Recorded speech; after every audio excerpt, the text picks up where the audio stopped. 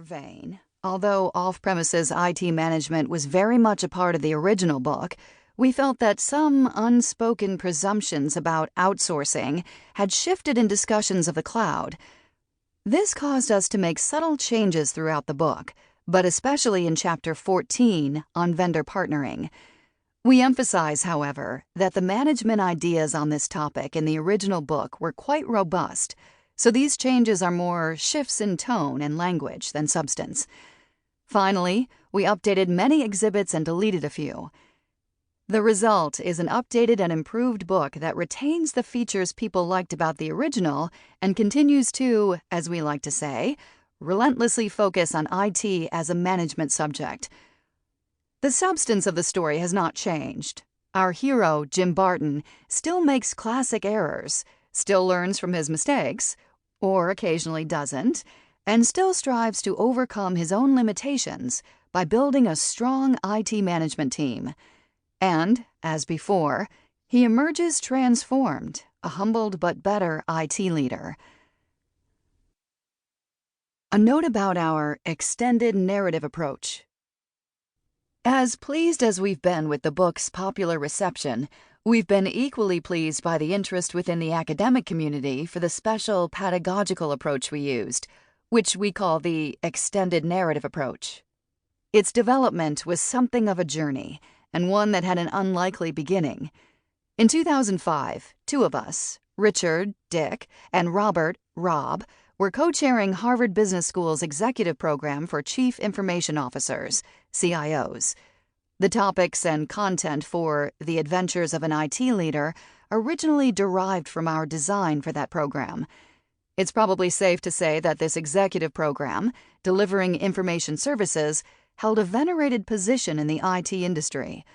Dick co-founded the program in 1971 with HBS professors Neil Churchill, F. Warren McFarlane, and Jim McKenney.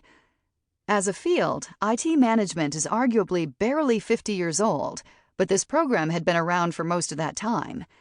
Some companies sent many people to the program over the years, often right before they promoted those people into the CIO position. The alumni were a distinguished group, very prominent throughout the IT field. A number of them went on to become CEOs of their companies. Thematically, the course tended to surprise people. Participants arrived expecting to talk about issues that they read about in the IT trade publications, but we focused instead on the business of IT, the part that would remain the same even as the acronyms and technologies changed with lightning speed. We took the same approach to developing The Adventures of an IT Leader.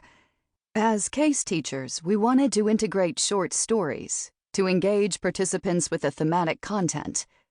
But we had a hard time getting this to work in the traditional business book format, so we decided on a different tack. We started to write a long-form story, a book-length case about a fictitious character in corporation, a new CIO learning on the job.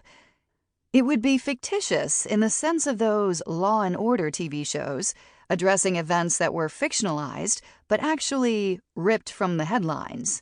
That is, drawn from our field case research on situations that had really happened in the world of IT. This new path provided us with an initial jolt of renewed vigor, but then we hit another wall.